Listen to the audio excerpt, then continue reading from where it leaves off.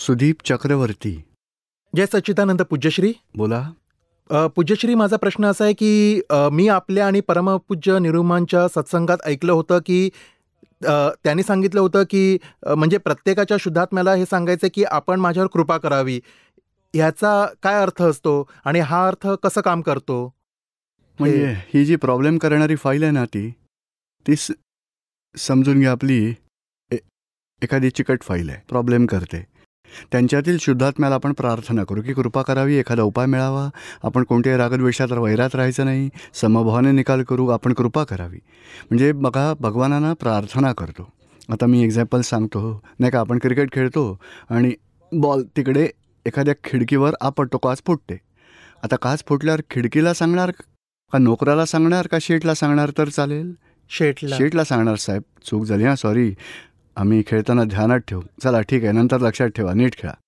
आता शेठजीनं सांगितलं तर नोकराला सांगायची गरज नाही, खिडकीलाही बोलायची गरज नाही, पुतळ्यालाही सांगायची गरज नाही, अहंकाराला सांगायची गरज नाही. त्याच्याही वरती भगवान बसले, त्यांनाच सरळ प्रार्थना करा, हे भगवान, हा व्यवहार पूर्ण झाला, आम्हाला यातून सुटायचं आहे, समता भावात राहायची शक्ती द्या, कृपा करा, व्यवहार समता भावनेने पूर्ण व्हावा, आम्हाला कोणत्याही रागद्वेष मोहात राहायचं नाही.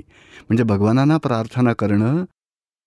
बरं बघा, कारण आपण एखाद्याला समजवायला जातो, त्यांना समजतच नाही, म्हणून भगवानांना प्रार्थना करू शकतोय, भगवान त्यांना सत्य गोष्टींचा उलगडा हो, अशी कृपा करा, मला काही त्यांच्याशी वैर काही ठेवायचं नाही आहे, त्यासाठी कृपा करा. त्यानंतर पुढचे शब्द असे बाहेर पडतील, त्यांना आपोआप समजेल, कारण भगवान आहात, डायरेक्ट भगवानांशी आपण कनेक्ट करून घेतलं, त्यामुळे भगवंतांच्या कृपेने सगळे व्यवहार समताभावाने पूर्णही होतील आणि व्यक्तींसोबतचे रागद्वेषाचे हिशोबही पूर्ण होतील, आपण सुटू मग. तर हे स्टिकी फाईल्स बाबत आहे ना? स्टिकी फाईल्स असो किंवा कोणतीही फाईल, बघा दादाजींनी हा मार्ग दाखवला आहे. स्टिकी फाईलसाठी तर आहेतच, पण इतरही फाईलसाठी ज्याचा आपल्या समभावाने निकाल करायचा आहे आणि शुद्धात्म्याला प्रार्थना करायची आहे, यांच्याबरोबर बघा समभावाने निकाल करायचा आहे, व्यक्ती वेगळी आणि तिच्याबाबत समभावाने निकाल करायचा आहे आणि शुद्धात्म्याकडे प्रार्थना करू, यांच्याबरोबर समभावाने निकाल करायचा आहे. कृपा करा, लवकर सोल्युशन निघेल. आणि पूज्यश्री, एक प्रश्न आणखी आहे, हे विचारायचं आहे की आयुष्यात बघा कधी कधी असा काळ येतो की अजिबात कधीही काही योग्य असं घडतच नाही, म्हणजे अतिशय वाईट परिस्थिती उद्भवते, म्हणजे तुम्ही काहीही करा, ती वेळच एवढी वाईट असते की कोणतंच काम नीट होत नाही. मग अशा परिस्थितीत दादांचं ज्ञान कसं अप्लाय करायचं आणि काय म्हणजे सत्संगाला कसं, म्हणजे प्रत्यक्ष सत्संगाला कसं यायचं? यातून एक समजून घ्यायचं की रात्र आणि दिवस येतात ना, तसे आयुष्यात पाप आणि पुण्याचं फळही येतं. पूर्वजन्मात जी कर्म बांधली आहेत पाप पुण्याची, ह्या जन्मात पुण्याच्या फळाने संयोग सुविधा चांगल्या मिळतील, यश मिळत जाईल आणि पुण्य समाप्त झालं आणि पापाचा उदय झाला, सगळं निष्फळ व्हायला लागतं, वाईट काळ येतो. म्हणून आपण वाईट काळात, म्हणजे रात्रीची वेळ असेल तर आपण अशा वेळी काय करायला हवं? धर्माचरण करा, सत्संग करा आणि जरा जपून आणि अशा काही ॲडजस्टमेंट्स करायचे ज्यामुळे घटनांचा पसारा वाढणार नाही. आणि जे काही लहान मोठं काम आहे चाललं आहे चालू ठेवायचं, खूप सगळं लोन घ्यायचं नाही, कोणाकडून उधार घ्यायचं नाही, जे काही प्रॉब्लेम्स येतील त्यातील कमीत कमी खर्च करून मग बाहेर पडायचं. हळूहळू सकारात्मक संकेत मिळायला लागले की समजायचं की वाईट काळ पूर्ण झाला, चांगला काळ सुरू झाला आहे, नंतर पसारा वाढवा. म्हणजे हा पापपुण्याचा हिशोब असलेलं आयुष्य आहे आणि पुण्याचा उदय होतो तेव्हा आपण नॉर्मल राहायचं आणि पापाचा उदय होतो तेव्हा धर्माचा आधार जास्तीत जास्त घेऊ आणि वाईट काळात पसारा जास्त न वाढवता, जास्ती काही धावपळ न करता, बघा सहज घडेल ते करायचं, थोडं कंट्रोल करत जे चाललं आहे ते चालू द्यायचं. आपण खाण्यापिण्याचं भागेल, मेहनतीचं फळ मिळेल, पण वाढीव काही नाही करायचं, लोन नाही घ्यायचं. आणि जेव्हा वाईट काळ येईल, माझंही असं झालं होतं, 75 साली कॉलेजमधून इंजिनिअरिंग पास केल्यानंतर जॉब केला, मग 1-1.5 वर्षानंतर चला ट्राय करूया बिझनेससाठी, बिझनेस नाही चालला, पुन्हा एका वर्षात बघा वाइंडअप करून पुन्हा नोकरी केली, मग 2-3 वर्ष जॉब केला, नंतर चांगलं चालू असताना पुन्हा मग हळूहळू बिझनेस सुरू केला. म्हणजे असे अपडाऊन्स येतात, म्हणून जेव्हा डाऊन पिरियड येतो तेव्हा वाइंडअप करून बिझनेस चालत नसेल तर जॉब चालू करा, किंवा मग लहान मोठा बिझनेस चालू असेल तर चालू द्या, जास्त वाढवू नका. म्हणजे पाप आणि पुण्य याची लिंक आहे. वाईट काळ असेल तर 1-2 वर्ष 3 वर्ष असंही होऊ शकतं किंवा 12 महिनेही जाऊ शकतात. चांगला काळ 2-4 वर्ष 8 वर्षांचा असू शकेल, असे प्लस मायनस होतातच राहतात, डाऊन अप. आपण जागृती वाढवायची की वाईट काळ आला आहे, म्हणजे जरा सत्संग धर्म वाढवूया. चांगला काळ येईल तेव्हा असं ठेवायचं की जरा व्यवहार पूर्ण करू, सेव्हिंग्स करून फ्युचरसाठी सोय करून ठेवू. आणि पूज्यश्री, हे प्रत्यक्ष सत्संगासाठी आपण जे येतो ह्यामुळे म्हणजे संसारातले जे अडथळे असतात ते दूर होतात ना? आत्म्याचे ॲक्च्युली लक्ष्मी हे बाय प्रोडक्शन आहे. जेवढा आत्मधर्म केला त्याच्या बाय प्रोडक्शनमध्ये लक्ष्मी खूप चांगली येईल. आणि धर्माचं केलं तरी लक्ष्मी चांगलीच येईल. पण लक्ष्मीच्याच मागे दिवस रात्र धावतात. मेन प्रोडक्शन धर्म आहे, आत्मा आहे, पण त्याच्याऐवजी लक्ष्मीच्या मागे पळतो. त्यामुळे लक्ष्मीला मेन प्रोडक्शन बनवलं, त्यामुळे त्याच्या बाय प्रोडक्शनमध्ये काय क्लेश, कटकटी, भांडणं बघा, हे सगळं बाय प्रोडक्शनमध्ये येत राहतं. लक्ष्मी पळते आणि आपण तिच्या मागे पळत राहू आणि थकून जाऊ. आता आत्म्याच्या मागे जाल तर लक्ष्मी म्हणजे लक्ष्मीनारायण असतात, तर नारायणाच्या मागे धावला तर लक्ष्मी आपोआपच येईल. आपण लक्ष्मीच्या मागे पडलो तर लक्ष्मी रुसेल, नारायण डबल रुसतील. हे समजून घ्यायला हवं. जय Sachchidanand Pujyashri. Prajwal Patil. Dadashri said that we should not do papa karma for knowingly or unknowingly, otherwise our karma will be. Then Krishna was Gyani, and why he told to Arjuna to fight the war? He is a ज्ञानी. आणि त्यांना माहीत होतं, कृष्ण भगवानांना माहीत होतं की अर्जुनाचं एक कर्म आहे, तो सोडून ते पळून गेला तर पूर्ण नाही होणार, पण त्याला एक करावं लागेल. आणि त्यांना हेही माहीत होतं की या कर्माचा हिशोब बनलेला आहे पूर्वजन्मात, आज फळ येईल तर पूर्ण करून घेऊ. म्हणून त्याला असं ज्ञान दिलं की लढाई लढूनही कर्म बंधन नाही झालं आणि मोक्ष मिळाला. आपल्याला ते प्राप्त करायची गरज आहे. आत्म्याचं असं ज्ञान प्राप्त झालं तर संसार व्यवहारही पूर्ण होतील, नवकर्मही बांधली नाही जाणार, मोक्ष मिळेल. समजते आता तुम्हाला? When the souls will be the state of Nigot, then when pure soul will go to its Swaswarup moksha, then another soul which was in Nigot, it will come to Ekindriya one sense, then it wouldn't have any karma, then why it will come to... is full of control, complete आवरणाच्छादित आत्मा. एक आत्मा मोक्षात जातो तेव्हा एक आत्मा व्यवहार राशीतून व्यवहारात येतो. थोडं आवरण तुटतं, एकेंद्रिय प्रकट होतं, नंतर हळूहळू आवरण तुटतात. 2 इंद्रिय, 3 इंद्रिय, 4 इंद्रिय, आवरणयुक्तच आहे. कर्मांपासून मुक्त झालाच नाही तो कधी. बघा, समजलं का आता तुम्हाला? सर, मी ज्ञान घेऊ शकतो? काय वय आहे तुमचं? 15. आता माझ्या कुटुंबातल्या सर्व लोकांनी घेतलं. हां. 15 संपेल कधी? नोव्हेंबर 24. ठीक आहे, घ्या. इतरांना आम्ही देत नाही, तुम्हाला बोनस मिळाला यावेळी. ठीक आहे. जय सच्चिदानंद. स्पेशल केस. मंजू. पूज्यश्री, मी मोक्ष मार्गावर पुढे चालले, या गोष्टीचा अनुभवाचा मला कसा प्रत्यय येईल? कोणी कधी काही अपमान केला, काही नुकसान केलं तर तुम्हाला दोषी वाटतं का निर्दोष वाटतं? आणि स्वतःच्या चुका दिसणं वाढतं, दुसरा निर्दोष दिसणं वाढतं. तेव्हा समजायचं की मोक्ष मार्गावर आपली प्रगती होती आहे. मी शुद्धात्मा आहे, जागृती राहते. मंजू वेगळी आहे, ही जागृती राहते. मंजूकडून काही चूक झाली तर मंजूकडून प्रतिक्रमण करून घ्यायचं. मंजूची चूक कळेल, निमित्ताचा दोष नाही असे निर्दोषत्व दिसेल, तेव्हा आपण त्याच मोक्षमार्गावर प्रगती करत आहोत. असं होतं ना आता? आता 1 वर्षापासून मला फार राग येतो आणि मनमानी होत नाही, म्हणून दुसऱ्यांचा मला फार... हो, पण 1-2 तासानंतर पश्चाताप होतो का आनंद होतो? पश्चाताप तर होतो. या ज्ञानाचं फळ काय आहे? स्वतःच्या चुकांवर पश्चाताप. ही प्रवृत्ती आहे. मनमानी झाली नाही तर क्रोध तर येणारच, अपसेट व्हाल. हा प्रकृतीचा हिशोब आहे. प्रकृती फळ देते. त्या प्रकृतीचा फोर्स पूर्ण होईल तेव्हा जागृती येईल. अरे, चुकलं आपलं, असं व्हायला नको होतं. प्रतिक्रमण करताना ते प्रतिक्रमण वाढवा तर मोक्ष मार्गावर प्रगती त्याचं ते लक्षण बनेल. कोणालाही दुःख देऊ नका, कोणाचाही दोष पाहू नका. त्यामुळे आपण मोक्ष मार्गावर प्रगती करू शकू. कोणालाही दुःख देत असाल, कोणाचे दोष पाहत असाल, कोणालाही करता बघत असाल तर मग मोक्षमार्गावर प्रगती नाही होऊ शकणार.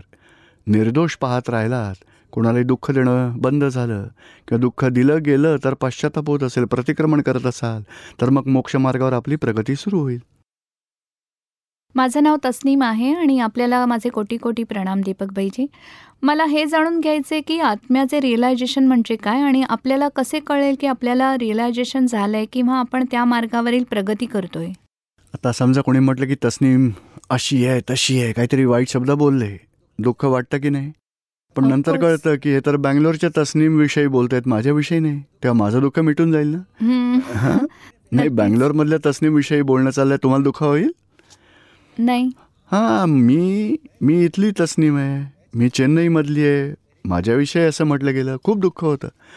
म्हणून आतून जेव्हा सेल्फ रिअलायझेशन होतं तेव्हा तस्नीम वेगळी आहे, मी शुद्धात्मा आहे. हे सेल्फ रिअलायझेशन म्हणजे लाईन ऑफ डिमार्केशन बिटवीन तस्नीम अँड प्युअर सोल. ते वेगळं होतं. तस्नीमला कोणी वाईट शब्दाने बोलला तर तुमच्यात ती जागृती हवी की तस्नीमला म्हटलं आहे, मला नाही, मी तर शुद्धात्मा आहे. म्हणजे सेल्फ रिअलायझेशन नंतर भोगवटा जे सफरिंग आहे त्याला बदल होतो आणि दुःख देणारा निर्दोष वाटतो. कळतं की त्यांचा दोष नाही, माझ्या कर्मांचा हिशोब आहे तो. चला, माझ्या कर्मांचा हिशोब पूर्ण झाला, त्यांचा दोष नाही आहे. बघा, या ज्ञानामुळे आपण असे दुःखातून सुटतो, निर्दोष दिसतं. समजते आता तुम्हाला? हं. पण मला हे जाणून घ्यायचे होते की ह्याला पुरावा काय की हा आपला पुढचा जन्म आहे आणि आपण जे काही भोगतोय ते मागच्या जन्मालाच आहे किंवा मग. नाही, तुम्हाला बघा आवडत नाही असे विचार येतात का? आता तुमचे नावडते असूनही काय येतात वाईट विचार? हां, म्हणजे हे प्रूव्ह होतं की विचार जे येतात त्यावर आपला कंट्रोलच नाही आहे, नाही का? कधी क्रोध येतो, तुम्हाला आवडतो का क्रोध? नाही. पण तरी येतो. म्हणजे असा क्रोध का येतो? शिवाय आपल्याला आवडत नाही तशी वाणी, विचार, आचार सगळं काही येतं, आपल्याला पसंत नाही. म्हणजे आवडत नाही तो आपला भाग आहे, पण जे घडून जातो तो प्रकृतीचा भाग आहे. म्हणजे प्रकृतीचा जो भाग आहे त्यावरून प्रूव्ह होतं की कॉजेस पेरले आहेत, फळ आलं. आता हे अचूक पद्धतीने समजून घ्यायचा प्रयत्न करा. क्रोध आला तर एखादा माणूस काय म्हणेल, त्यांच्यावर रागवायलाच हवं, तेव्हाच ते सुधारतील. आणि दुसऱ्याला विचारलं की तुम्ही क्रोध केला, चांगलं वाटलं? अरे, मला खूप पश्चाताप होतो आहे, मी चूक करून बसलो. बघा, क्रोध करणं दोघांमध्ये सारखंच आहे. आणि एकाला पश्चाताप होतो, एकाला आनंद होतो आहे. म्हणजे आनंद होतो तो दुसऱ्या जन्मासाठी बीज पेरतो. क्रोध जास्त करतच राहणार आणि एक ज्याला पश्चाताप होतो त्याचा क्रोध कमी होईल पुढच्या जन्मात. म्हणजे आज जे होतं आहे ते डिस्चार्ज कर्म आहे आणि त्यांना रागवायलाच हवं, मी रागावतो, नवी चार्ज होत आहे. मग मीच दीपक आहे, मीच केलं, म्हणजे या कर्ता भावनेने कर्म चार्ज होतात अज्ञानतेमुळे. पण ज्ञानानंतर ही जागृती मिळते की मी शुद्धात्मा आहे आणि करविता कोण आहे ती जागृती मिळते. नंतर दीपकच्या वाणीतून आचार, विचार, शब्दातून जे बाहेर पडलं ते डिस्चार्ज कर्म आहे. ते इच्छा नसतानाही घडतच राहील. समजते आता तुम्हाला? हां, आणखी एक प्रश्न विचारू शकते का? ते लोक म्हणतात की I mean it is saying की forgive and forget, only then you can move on. But there are times when you can forgive but not forget, and there are times when you can forget but actually forgive मनापासून नाही वाटत. So is it that we are still in that atma self realisation phase or not at all. त्याचं काय आहे की आत्मज्ञान होईल तेव्हा रागद्वेष सुटतील आणि रागद्वेष आहेत त्यामुळेच ते लक्षात राहतं. विसरलं का जात नाही तर रागद्वेष आहेत. खूप चांगली मदत केली असली तरीही प्रेम वाटतं त्याच्याबद्दल, त्याची आठवण येईल. कोणी खूप दुःख दिलं असेल तरी त्याचा द्वेष वाटो, तोही लक्षात राहतो. आणि आठवणी विसरता येत नाहीत. विसरा पण विसरणार कसं? प्रेम असेल किंवा द्वेष, प्रेम द्वेष धुवून टाकले तर ते आपोआप विस्मृतीत जाते. म्हणजे ज्ञानानंतर अज्ञानता निघून जाते. मी शुद्धात्मा आहे हे ज्ञान मिळतं आणि जे काही तस्नीमचे रागद्वेष आहेत त्याचं आपण प्रतिक्रमण करून घ्यायचं तस्नीमकडून. प्रतिक्रमण केल्याने रागद्वेष धुतले जातात. हळूहळू ते जे प्रसंग असतील त्या व्यक्तींबरोबरची भांडणं आहेत ती विस्मृतीत जातील, बाजूला पडतील. समजलं आता हे? पण ते अनोळखी व्यक्तींबरोबर होऊ शकते. पण आपली ज्यांच्याबरोबर रोजची उठबस असते, त्यांचं तोंड रोज बघतो, तर मग त्यांना कसं नाही, विसरू पण शकतो? त्यांच्यातला शुद्धात्मा पाहाल आणि निर्दोष पाहाल तेव्हा हळूहळू रागद्वेष बाजूला पडतील आणि मग विस्मृतीत जातील. आणि त्याचा परिणाम दिसेल, नाही का? ताई म्हणाल्या ना, टी व्हीवर बघून थोडं प्रतिक्रमण केलं तरी शांतता लाभली. म्हणजे ज्ञानानंतर तर आणखीनच एक्झॅक्टनेस येईल. शर्मिला आपल्यासोबत ज्या नात्यांनी बांधलेले आहेत, नवरा असेल, मुलं, भाऊ बहीण, सारे आपल्या सुखदुःखासाठी निमित्त मात्र असतात. मग काय त्यांचे काही कर्मबंधन नसते का आणि काय ते आपल्यासाठी जन्म घेतात? ॲक्च्युली काय आहे की हे बघा, म्हणजे समजा नवऱ्याचं कर्म आणि बायकोचं कर्म दोन्ही फळ देत आहेत. कॉजेस मागच्या जन्मात पेरली होती, त्यामुळे त्यांचंही डिस्चार्ज कर्म आहे, आपलंही डिस्चार्ज कर्म आहे. आपलं डिस्चार्ज कर्म आपल्याला ज्ञान मिळालं, नंतर नवऱ्याने काही बोललं आपल्यात, तर ती जागृती राहील का? शर्मिलाला बोलतोय, मला नाही, मी तर शुद्धात्मा आहे. म्हणजे तुमचं नवकर्म चार्ज नाही होणार. त्यांना वाटतंय की मीच नवरा आहे, माझं ऐकत नाही, मी रागवणार, काय समजते, तर द्वेष वाटेल. आत्ता होतोय डिस्चार्ज, त्यावर तो मानतो की मीच केलं, करायलाच हवं, त्यामुळे त्यांचं कर्म चार्ज होऊ शकतं. त्यांनी ज्ञान घेतलं तर तेही जागृतीत राहतील की अरे रे, शर्मिलाला असं बोललो, चूक झाली आहे, माझी चूक आहे. स्वतः पश्चाताप करतील, प्रतिक्रमण करतील, तर त्यांची नवी कर्म चार्ज स्टॉप होतील. मग म्हणजे ज्ञानामुळे कर्म चार्ज होणं स्टॉप होतं. आता दुसरी स्टेप्स समजून घ्या. तुम्ही ज्ञान घेतलं आहे, समोरच्याने घेतलं नाही आहे, त्याने काय वाईट शब्द बोलले, क्रोध केला, तर आपण आपल्याकडून त्यांना दुःख पोचवलं, त्याचं आपण प्रतिक्रमण तर जरूर करू, पण दुसरं एक प्रतिक्रमण एक्स्ट्रा करायला हवं की माझ्यामुळे त्यांना क्रोध करावा लागला, त्यासाठी मी मनापासून क्षमा मागते, मला क्षमा करा. माझ्या निमित्ताने कोणालाही गुन्हा करावा लागू नये अशी कृपा करा. शुद्धात्म्याकडे प्रार्थना करून प्रतिक्रमण करायलाच हवं. तर त्यांची जबाबदारीही कमी होईल आणि आपली सेफ साईड पूर्णपणे होईल. समजतंय आता तुम्हाला? मनुष्य जन्म मिळण्यासाठी आपण फारच तळमळत असतो. आपल्याला माहिती आहे की मनुष्य जन्म मिळणे सोपं नाही. मग का आपल्याला काहीच आठवत नाही? नाही आठवत. त्याची 2-3 कारणं आहेत. एक म्हणजे बघा, मागील जन्म जेव्हा पूर्ण होतो त्या मृत्यूच्या वेळी खूप यातना होऊन देह सोडावा लागतो, कारण आपण पूर्णपणे अटॅच्ड असतो. राग, द्वेष, मोहात, ममतेत, त्यामुळे देह सोडताना खूपच दुःख उत्पन्न होतं. दुसरं, गर्भातही एवढ्या वेदना होतात, एवढं मोठं शरीर आणि छोटंसं घर, 9 महिने राहावं लागतं आणि आवरणांसहित हळूहळू डेव्हलपमेंट होत राहते. त्यामुळे आवरणं असतात बघा, दुःखाच्या आवरणांमुळे मृत्यू समयी आणि जन्माच्या वेळी, म्हणजे जन्म होतो तेव्हा खूप यातनाही होतात. त्या दुःखामुळे कंप्लीट आवरणं येतात, त्यामुळे काहीच आठवत नाहीत. लक्षात काय राहतं? व्यक्ती लक्षात राहत नाहीत.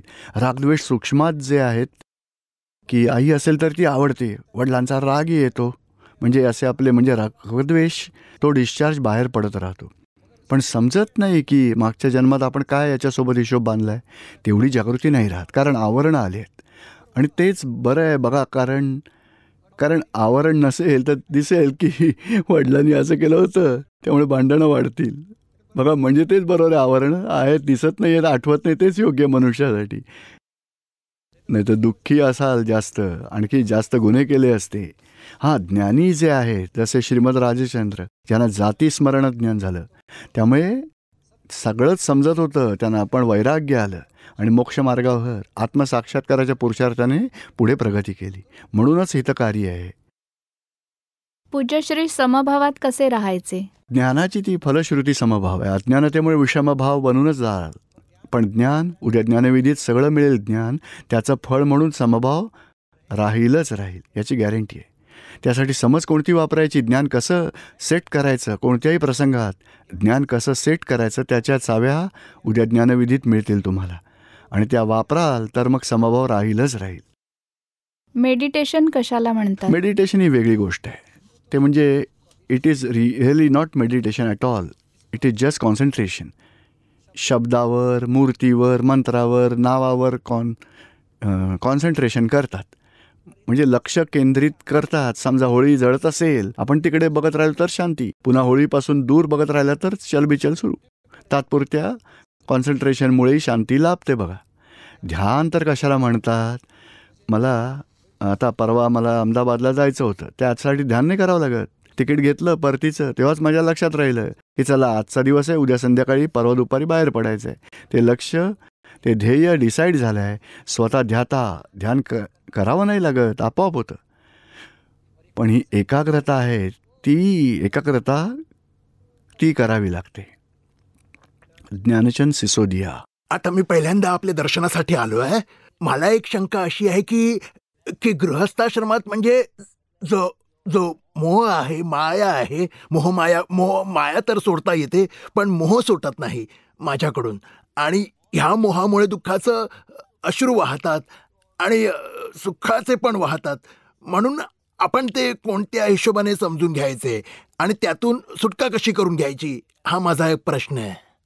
कुटुंबामध्ये कोण कोण व्यक्ती आहेत आता? बायको आहे, मुलं मुली सुना आहेत. आहे बायकोच तर निधन निधन झालंय. झालंय म्हणजे आता मुलं मुली आहेत सगळे. हो आणि भाऊ वगैरे आहे का? त्यांच्यामुळे तुम्हाला कधी काही सुखदुःख काही झालंय? हा हां, पण मुली आणि मुलं कोणाची आहेत? आत्म्याची आहेत का ज्ञानचंदजींची आहेत? त्याचं तर असं बघा ती शरीर दृष्टी मिळेल तुम्हाला. हा तर मग नंतर मोह उठेल, नंतर हळूहळू नंतर बरोबर. सुखदुःखाचा परिणामही होणार नाही. बरं हे ज्ञान घ्यायची गरज आहे. हा ज्ञानचंदजी वेगळे आहेत, मी शुद्ध आत्मा आहे. बरं ही शेजाऱ्यांची मुलं आहेत, शेजाऱ्यांच्या लेकी सुना आहेत, शेजाऱ्यांचे भाऊ बहीण आहेत, शेजाऱ्यांचे आहेत. हा जसे शेजारी असतात ना आपले, हा त्यांचे अंकल त्यांना भेटायला आले की ते खुश होतात. तुम्हाला सुखदुःख वाटेल का? नाही तुम्ही बघाल की भाऊसाहेब खुश येत आहेत आता आणि काकाने नाही. पैसे मागितले तर दुःखी होतील. म्हणजे सुखदुःखाचं शेजाऱ्याचं आहे, माझं नाही. म्हणजे हेच की ज्ञानचंद वेगळे आहेत, मी शुद्ध आत्मा आहे. तर मग तुम्हाला आनंद वाटेल आणि ज्ञानचंदजींना सुख दुःख हळूहळू मग ते समाप्त होईल. पण आणि- दृष्टिकोन बदलायची गरज आहे. रिलेशन तोडायची गरज नाहीये, दृष्टी बदलायची गरज आहे. हा आणि गुरुजी, आपण ह्यात जे बोलताय म्हणजे हे जे प्रेम आहे, हे आपण ह्यात आपण धर्मातही सांगतो की प्रेम चांगली गोष्ट आहे आणि प्रेम करायला हवं प्रत्येकावर. तर प्रेम आणि हे जे आपण म्हणता मोह. अफेक्शन मोह. अफेक्शन यात काय फरक आहे? आसक्ती खूप अंतर आहे. हा. हे संसारी प्रेम आहे आणि ती आसक्ती आहे.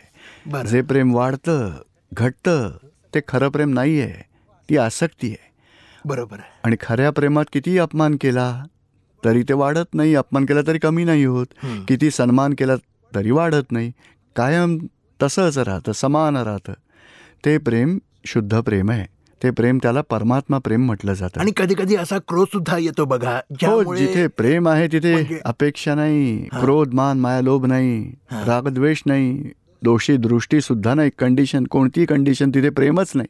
बरोबर. क्रोध येतो सगळ्या आसक्तीचीच रिॲक्शन आहे. हा, हा. अफेक्शनच्या रिॲक्शन मध्ये तिरस्कार येतो. मग मग यातून सुटका करून घेण्याचा ती मार्ग आता काय? तत्वदृष्टी मिळेल, राग द्वेष नष्ट होतील, तत्वदृष्टी वाढत जाईल, तेव्हा प्रेमस्वरूप होऊन बसाल तुम्ही. बरं, ह्यात आपल्या धर्माच्या अंतर्गत जे प्रतिक्रमण म्हटलेलं आहे त्यात स्वाध्याय आणि सूत्र आहे. ऍक्च्युली पश्चातापाविना सच्च प्रतिक्रमण म्हटलंच जात नाही. बरं हे जे प्रतिक्रमण आहे ते द्रव्य क्रिया सांगितली, बरं पण त्यात भावना असायला हवी, तर भावप्रतिक्रमणाचा फायदा मिळेल. ठीक. क्रियाच केलीत फक्त पण पूर्ण फायदा नाही मिळणार. मिळेल तो भावप्रतिक्रमण. म्हणजे समजा ज्ञानचंदजींना कोणाचा क्रोध आला हां. तर त्याच मुमेंटला त्याच बघा त्या क्षणापुरता क्रोध करून दुसऱ्याला दुःख दिलं तर ती आलोचना करायची, भगवान माझ्याकडून अशा प्रकारे दुःख दिलं गेलं, दुसऱ्याला दुःख दिलं, त्यासाठी मी मनापासून पश्चाताप करतो आणि अशी चूक न करण्याची मला शक्ती द्यावी. म्हणजे आलोचना, प्रतिक्रमण, प्रत्याख्यान आणि पश्चाताप असं करून चुकांची माफी मागितली तर त्याला मोक्षमार्गासाठीचे भाव प्रतिक्रमण म्हटलं जाईल. बरं. आणि पूजा सुद्धा जेव्हा भगवंतांची आपण करतो तेव्हा त्यात द्रव्य पूजा आणि आपली भावपूजा, भावपूजा म्हणजे ह्यापैकी भावपूजा उच्च मानली खूपच जाते ना? उच्च. भावपूजा. या आजच्या काळात द्रव्य आणि भाव यांचा एकतायोग तुटलाय, हां. म्हणून बाहेरून पूजा करावी लागते. बरोबर आहे. चल लवकर आटप. हां, हां, हां. म्हणजे ही क्रिया आणि भाव यांच्यात क्लेश होतो बरोबर आणि आहे. पूजा फक्त कृती करते. हां, हां. आणि आता काही साधन नाही आहेत, घरातच बसलोय, हां. तब्येत बिघडली आहे, मग नाही जाऊ शकत मंदिरात, तेव्हा मग भगवंतांचं स्मरण करू, भगवंतांचे सिमंदर स्वामींना नमस्कार करू, तर ती भावपूजा. नाही काही साधन नाही आहे तरी भगवंतांची पूजा भक्तिभावनेने केली भावपूजा. आणि ती भावपूजा पूजेश्री- मोक्षासाठी म्हणजे हां. पुण्य बांधणार. हां. मोक्षासाठी तर आत्मभावात येणार हां. आणि आत्मदृष्टी मिळाली तर मोक्षासाठी कारणीभूत आहोत. बरं गुरुजी, ह्यात हे पण आहे की आपण म्हणजे आजकाल जी पूजा वगैरे करतो त्यात भजन संगीत जे आपण करतो त्या भक्ती संगीताने सुद्धा मुक्ती मिळते का? नाही, संगीताने मुक्ती मिळत नाही, हां. एकाग्रता होण्याचं साधन आहे. तेव्हा घंटा वाजवतात, उदबत्त्या लावतात, त्यामुळे हां. एकाग्र होतं मन. शिवाय आरती करतात देवाची. म्हणून आपलं नाही का भाऊसाहेब म्हणाले ना, चित्त एवढं चंचल झालंय, मोहात बुडून गेलाय, चंचलपणा वाढलाय, तेव्हा एक क्षणभरही भगवंतांच्या ठिकाणी स्थिर झाला हां. तर पुण्याचं बीज पेरलं जाईल. नाहीतर फक्त अस्थिरता वाढली आहे.